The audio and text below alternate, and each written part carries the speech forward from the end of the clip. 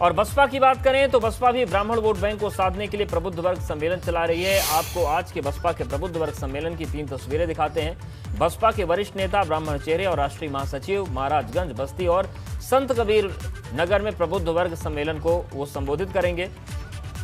तो सभी की अपनी अपनी कोशिशें लगातार जारी हैं, यात्राएं चल रही हैं, सम्मेलन चल रहे हैं और इन सब के बीच सवाल यह है कि जनता कैसे तय करेगी कि किसको हम सत्ता तक पहुंचाएंगे और बुनियाद क्या होगी। हम मेहमानों का रुख करते हैं। हमारे साथ डॉक्टर अनुराग भदौरिया जुड़ रहे हैं, प्रवक्ता समाजवादी पार्टी, शिवम त्यागी प्रवक्ता भाजपा और वकार अहमद जी हैं नेता AIMIM। आप तीनों का बहुत स्वागत है। और सबसे पहले वकार अहमद जी आपके पास ही आ रहे हैं। यात्राओं का दौर तो चल रहा है, अपने अपने हिसाब से साधने की कोशिश हो रही है, लेकिन आपका जो सम्मेलन अयोध्या में होने वाला है, पोस्टर से बखेड़ा खड़ा करने का मकसद था या गलती हो गई? नहीं अवधेश जी, देखिए ये तो प्रोपगंडा है भाजपा का, सपा का, बसपा का। नहीं, पोस्टर आपका है, वो कहां से उनका कैसे हो जाएगा? पैर पसा रहे हैं, गजब कर रहे हैं आप। पोस्टर आपका, प्रोपगेंडा उनका हो गया। नहीं बिल्कुल है, बिल्कुल है सर। फैजाबाद लिख दिया तो इसमें क्या गलती कर दी? क्या गुनाह हो गया? फैजाबाद लिख दिया। सपा नहीं चाहती कि यहाँ पे एमी पैर पसारे, बसपा नहीं चाहती, कांग्रेस नहीं चाहती। आखिर ऐसा क्यों? इन लोगों को इतना बह क्यों हमारी पार्टी से? नहीं, अगर किसी जिले का नाम अयोध्या तो आप फैजाबाद लिख देंगे, कुछ भी लिख देंगे। हैदराबाद में जाके कोई अयोध्या लिख दे तो आप सह लेंगे क्या? नहीं नहीं सर, आपकी बात ठीक है, लेकिन अगर फैजाबाद लिखा है तो इसमें गुनाह क्या किया?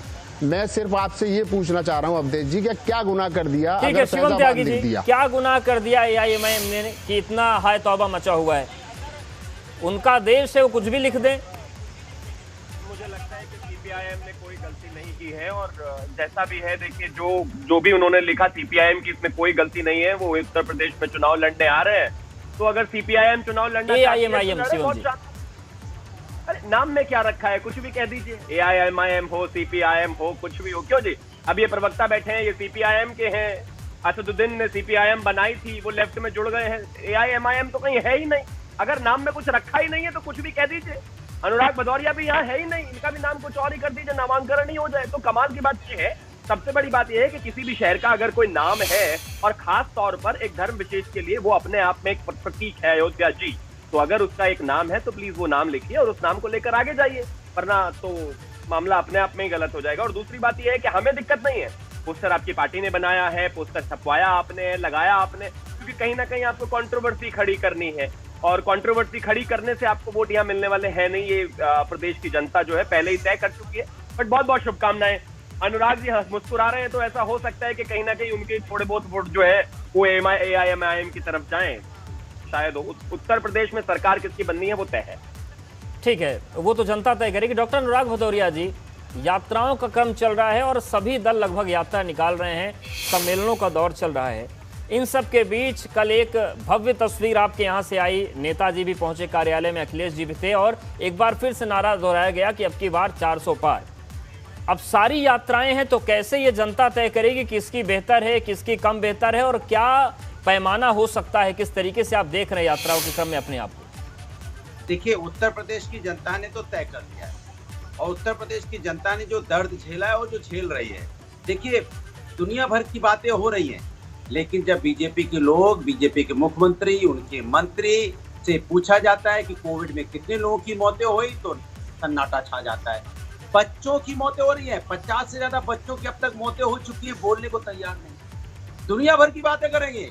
अरे हम कहते हैं नाम में कुछ नहीं रखा है, मैं तो कहता हूँ नाम में नहीं रखा है कुछ, काम करके दिखाई ना। बच्चों की मौतें हो रही है, इसके बारे में बोलिए ना भाई। तो सब बच्चे हैं, ये हमारे आपके छोटे छोटे बच्चे हैं ये, और बच्चों की, एक बच्चे की मौत होती है पूरा पूरा गांव बर्बाद हो जाता है, पूरा पूरा जिला बर्बाद हो जाता है। यहाँ 50 से ज्यादा बच्चों की मौतें हो गई, लेकिन सरकार कुछ नहीं कह रही है। सरकार अभी भी जात धर्म के मुद्दों में हमको आपको उलझाना चाहती है।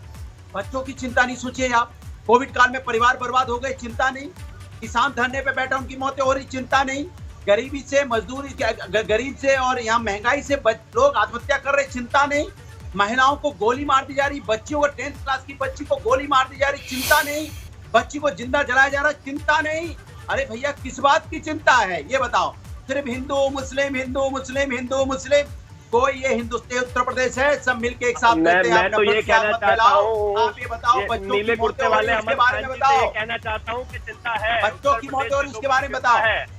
अमन खान हाँ, जी चिंता है, बिल्कुल चिंता है, कैसे बिल्कुल चिंता है। बच्चों की फिर कैसे मौतें हो रही है? चिंता है, चिंता तो आपको पहले बच्चों की बात करनी चाहिए थी।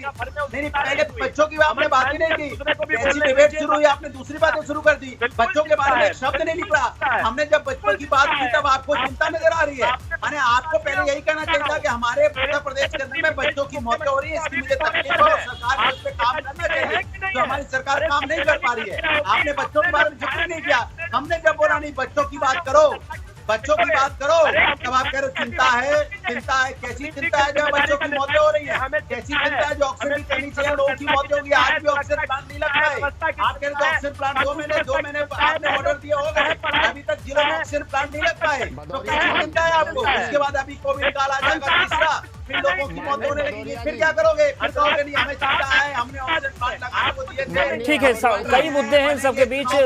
वकार अहमद जी को भी चर्चा में ले आते हैं।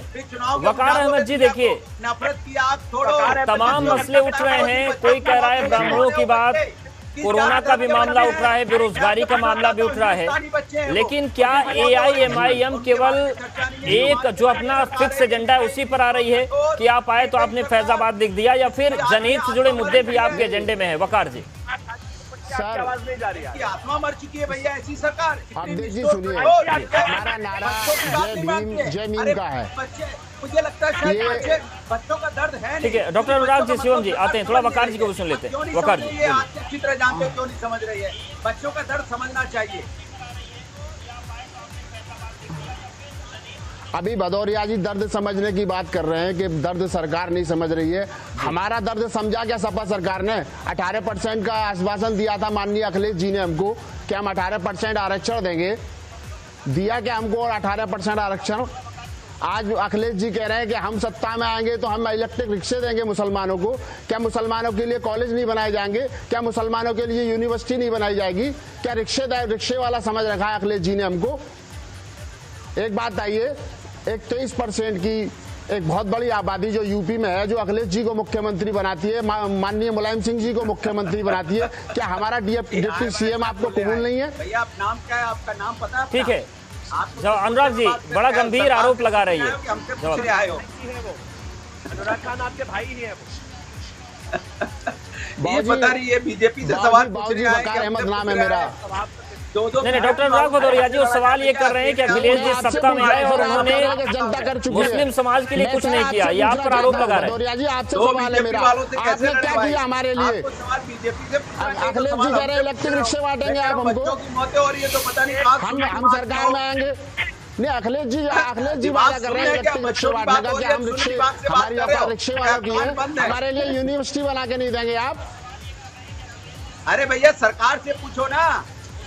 नहीं, ठीक है, देखिए अनुराग भदौरिया जी जवाब आपसे मिलेंगे, क्योंकि समाजवादी पार्टी ने दावा हमेशा करती रही है कि अल्पसंख्यकों के लिए बेहतर काम किया है और सुरक्षा आप लोग देते रहे हैं। यहाँ पर वक्त एक बहुत छोटे से ब्रेक का है। अनुराग जी आपके पास भी आएंगे, शिवम जी के पास भी जाएंगे। सीधे मेहमानों को रुक करते हैं। शिवम त्यागी जी, यात्राएं सम्मेलनों के दौर में सबको अपने सम्मेलन अच्छे लग रहे हैं और दूसरे के गड़बड़ लग रहे हैं। प्रबुद्ध सम्मेलन जब बसपा ने शुरू किया तो आप लोगों ने सवाल उठाया, अब आपका भी होने जा रहा है कि आपका अलग क्यों है?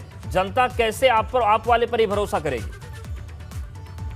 देखिए, सरकार का 5 साल का एक ट्रैक रिकॉर्ड है, जनता के बीच में सरकार रही है। आज भी अगर हम बात करें तो योगी आदित्यनाथ लगातार काम करते रहे हैं, जनता के बीच रहे हैं, कोविड में जनता के बीच रहे हैं। अब ये बीच में से जो टेप रिकॉर्डर आ गए हैं, इनको चाहिए कि थोड़ी देर के लिए शांत हो जाए। बुखार से कितने बच्चों की मौतें हुई हैं? कोविड में कहीं नजर नहीं आए, कहीं नजर नहीं आए, उत्तर प्रदेश की जनता सुनना चाहती है कितने बच्चों की मौतें हुई हैं जो सरकार बताना नहीं चाहती। बताइए ना, बताइए कितने बच्चों की मौतें हुई हैं, बताइए ना। सरकार जानना चाहती है कोविड काल में कितने लोगों की मौतें हुई हैं, सरकार जानना चाहती है, जनता जानना चाहती है। बताइए ना, सरकार क्यों नहीं बताती है? घर के घर उजड़ जा रहे, सरकार बात करने को तैयार नहीं। बच्चों की लाशें लग गई है, बोलने को तैयार नहीं। बच्चे भगवान के रूप होते हैं और भगवान के रूप है बच्चे ये, और बच्चों की मौतें हो रही है, उस पर बोलने को क्यों नहीं तैयार है भाई? क्यों नहीं बोलना चाहते बच्चों पे? क्यों आप इतनी गंदगी रखते हो? क्यों आप सफाई यहाँ पे साफ सफाई नहीं रखते? क्यों नहीं आप यहाँ पे समाज को ठीक है, इन चीजों का भी जवाब तो श्रीमती त्यागी देना पड़ेगा। नहीं, डॉक्टर अनुराग भदौरिया, मेरा आपसे सवाल है, क्योंकि देखिए जो समुदाय हैं, जो जातियां हैं, उन पर भी बहुत राजनीति हो रही है, और जो सवाल बीजेपी आपसे पूछती वही एआईएमआईएम के नेता भी पूछ रहे हैं कि आप लोग तो अल्पसंख्यकों का हितैषी होने की बात करते हैं, आप लोगों ने कुछ किया ही नहीं उनके लिए। तो एक नई चुनौती खड़ी हो गई कि आप लोगों के लिए। देखिए, मेरा सीधा सा सवाल है कि बच्चों की मौतें हो रही हैं और बच्चों की लाशें हैं।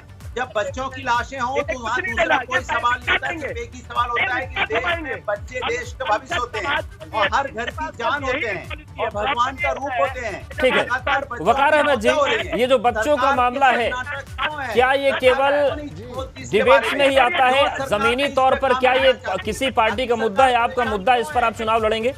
मैं कह रहा हूँ डिबेट कुछ भी हो, बच्चों से बड़ी डिबेट कोई नहीं हो सकती। नहीं, बिल्कुल आप सही कर रहे हैं डॉक्टर भदौरिया जी, लेकिन सवाल ये है, बच्चे बच्चों पे क्यों नहीं? देखिए, बच्चे तो भगवान का रूप होते हैं, वो चाहे किसी का भी बच्चा हो, उसके प्रति सभी पार्टियों को हमदर्दी होनी चाहिए। सारी पार्टियों को हमदर्दी होनी चाहिए, चाहे सरकार में हो या विपक्ष में हो। हम यहाँ पे बात नहीं कर रहे हैं बीजेपी पर। मैं तो सिर्फ भदौरिया जी से एक सवाल पूछना चाहता हूँ, जो अल्पसंख्यकों की कैसी बनती है सपा, उनसे पूछिए उस सपा ने क्या किया मुसलमानों के लिए? कैसे बताएंगे? जिनके घर में बच्चे उनसे पूछिए। नहीं, मैं भदौरिया जी, बाबूजी, मैं आपसे पूछना चाहता हूँ, आप सम्मानित हैं, मेरे लिए माननीय है, इज्जत माफ है, क्या किया आपकी सरकार ने? माननीय अखिलेश जी 5 साल ठीक है, देखिए मुद्दा सभी अहम है, लेकिन सभी अपने अपने हिसाब से इसको कर रहे हैं। जैसा भदौरिया आप कह रहे हैं, बच्चों का मुद्दा महत्वपूर्ण है, इनकार नहीं है।